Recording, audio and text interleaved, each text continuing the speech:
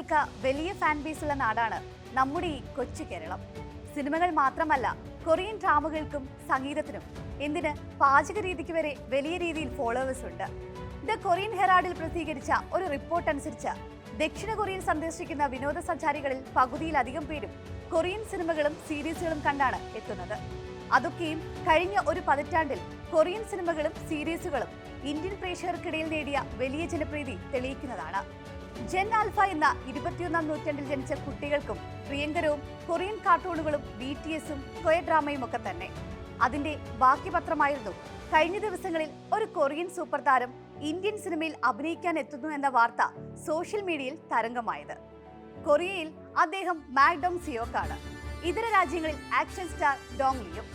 എന്നാൽ മലയാളികൾക്ക് അദ്ദേഹം കൊറിയൻ ലാലേട്ടനും ഡോങ് ലി മാമനുമൊക്കെയാണ്. കാണാം ടേക്ക് വൺ.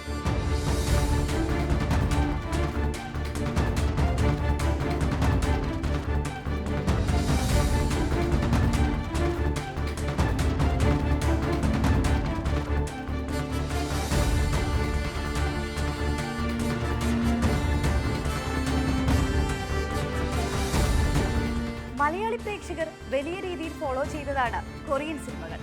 സിനിമകൾ മാത്രമല്ല, സിനിമാ പിന്നണിയിലുള്ളവർക്കും ഇവിടെ ആരാധകരുണ്ട്.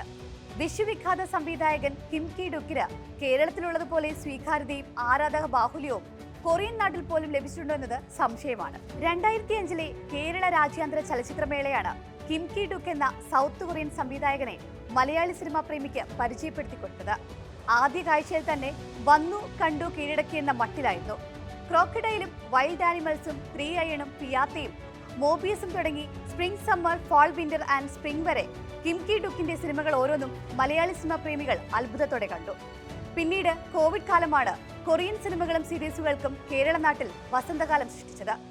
നിരൂപക പ്രശംസ നേടുന്ന ചിത്രങ്ങളിൽ നിന്നും കൊമേഴ്സ്യൽ സിനിമകളും വലിയ രീതിയിൽ ആഘോഷിക്കപ്പെട്ടു. കൊറിയൻ ചിത്രങ്ങൾക്ക് ഫാൻസ് ഗ്രൂപ്പുകളും രൂപപ്പെട്ടു.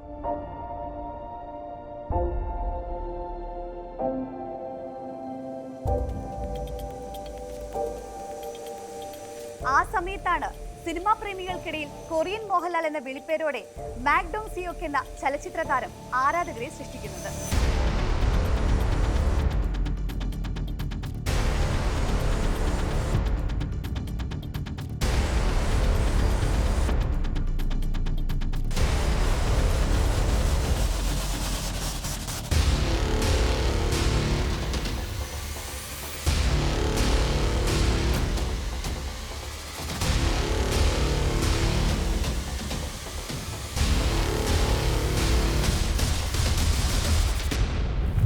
സിനിമാ താരങ്ങളുടെ പോലെ മുഖസാദൃശ്യമോ മാനറിസങ്ങളുടെ സമാനതയോ ഏകദേശം ആ ലുക്കൊക്കെ വന്നാൽ പോലും സോഷ്യൽ മീഡിയയിൽ അവർ താരമാണ്. അപ്പോൾ അത് മറ്റൊരു ദേശത്തെ സൂപ്പർ താരമാണെങ്കിലോ? അത്തരത്തിൽ കൊറിയയിൽ നിന്നുള്ള മാക്ഡോങ് സിയോക്കാണ് കേരളക്കരയിൽ താരമായത്. കൊറിയൻ ലാലേട്ടൻ എന്നാണ് മലയാളികൾ അദ്ദേഹത്തിന് നൽകിയിരിക്കുന്ന വിശേഷണം. അതിനു കാരണം മലയാളത്തിന്റെ പ്രിയ നടൻ മോഹൻലാലുമായുള്ള സമാനത തന്നെ.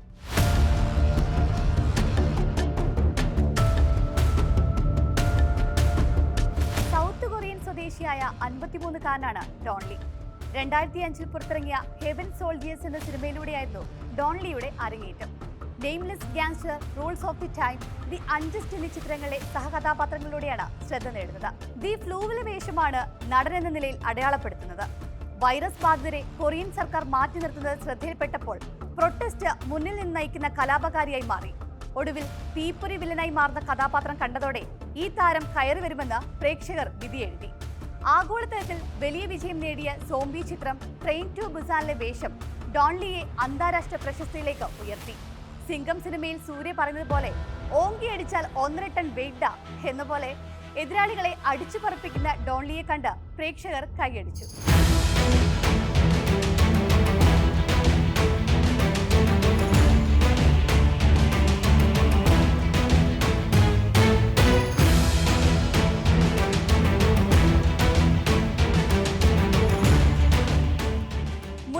നോർഗെ എന്ന സിനിമയിലൂടെ നായകനായെങ്കിലും ട്രെയിൻ ടു ബുസാനിന് ശേഷം ലഭിച്ച മാസ് ഹീറോ വേഷങ്ങളാണ് ഡോൺ ലിയെ ട്രാക്കിലെത്തിച്ചത്. പിന്നീട് the rails, the bros, the outlaw തുടങ്ങിയ സിനിമകളെല്ലാം സാമ്പത്തിക വിജയമായി. പിന്നീടാണ് കരിയറിൽ കൂടുതൽ ആരാധകരെ നേടിയ the gangster, the cop, the ഡെവിളിലെ ഗാങ്സ്റ്റർ വേഷത്തിലൂടെ ഡോൺ ലീ ലോകമെമ്പാടും ആരാധകരെ സൃഷ്ടിച്ചത്.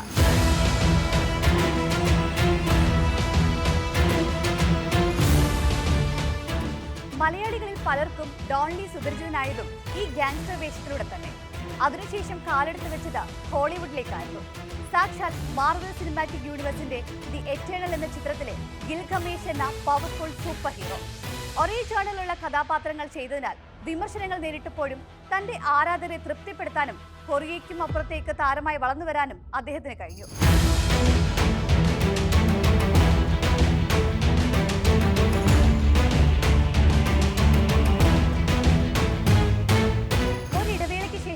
മാക്ഡോം സിയോക് വീണ്ടും മലയാളി പ്രേക്ഷകരുടെ ചർച്ചകളിൽ ഇടം പിടിച്ചു. ആഴ്ചകൾക്ക് മുൻപാണ് പൃഥ്വിരാജ് സംവിധാനം ചെയ്യുന്ന ഇമ്പുരാനിൽ മോഹൻലാലിനൊപ്പം ഡോൺ ലീയും ഉണ്ടെന്ന തരത്തിൽ വ്യാജ പ്രചരണമുണ്ടായത്. അതിനുശേഷം കഴിഞ്ഞ കുറച്ച് ദിവസങ്ങളായി മറ്റൊരു പ്രചരണം സോഷ്യൽ മീഡിയയിൽ ശക്തമായി. ഡോൺ ലീ ഇന്ത്യൻ സിനിമയിലേക്ക് എത്തുന്നു. പ്രഭാസിനെ നായകനാക്കി സന്ദീപ് റെഡ്ഡി വാങ്ക സംവിധാനം ചെയ്യുന്ന സ്പിരിറ്റിൽ വില്ലൻ വേഷത്തിലെത്തുമെന്നുള്ള റിപ്പോർട്ട് ആവേശത്തോടെയാണ് സിനിമാ പ്രേമികൾ ഏറ്റെടുത്തത്. പിന്നീട് ഈ വാർത്തയിൽ വ്യക്തതയുമായി മൂവീസ് ഫോർ യു എന്ന എക്സ് പേജ് രംഗത്ത് വന്നു. സ്ക്രീൻ പ്രസൻസിന്റെ കാര്യത്തിൽ മുന്നിട്ട് നിൽക്കുന്ന 2 സൂപ്പർ താരങ്ങളെ ഒന്നിച്ചൊരു ഫ്രെയിമിൽ കാണണമെന്ന് ആഗ്രഹം പ്രകടിപ്പിച്ച് പോസ്റ്റ് ചെയ്തത് മറ്റു പേജുകൾ റൂമറായി പ്രചരിപ്പിച്ചുവെന്നാണ് മൂവീസ് ഫോർ യു വ്യക്തമാക്കി. പ്രചരിച്ചത് വ്യാജ വാർത്തയാണെങ്കിലും ഒരു കൊറിയൻ താരത്തിന് ഇന്ത്യൻ പ്രേക്ഷകർക്കിടയിലുള്ള സ്വീകാര്യത എത്രത്തോളം ഉണ്ടെന്നത് ഇത് തെളിയിച്ചു. അത് മാക്ഡോം സിയോക് എന്ന ഡോൺ ലീക്ക് മാത്രമുള്ള ആരാധകരാണ്. പിന്നെ സിനിമകൾ ഇന്ന് ഭാഷയ്ക്കും സംസ്കാരത്തിനും ദേശാതിർത്തികൾക്കും അപ്പുറം സഞ്ചരിക്കുമ്പോൾ ഭാവിയിൽ ഡോൺ ലീയെ ഇന്ത്യൻ സിനിമയിൽ തന്നെ കാണാനാകുമെന്ന് പ്രേക്ഷകർ പ്രതീക്ഷിക്കുന്നുണ്ട്. കാരണം തന്റെ സിനിമയുടെ പേര് അന്വർത്ഥമാക്കുന്ന പോലെയാണ് മലയാളികളുടെ ഡോൺ ലീ മച്ചാനും. അൺസ്റ്റോപ്പബിൾ.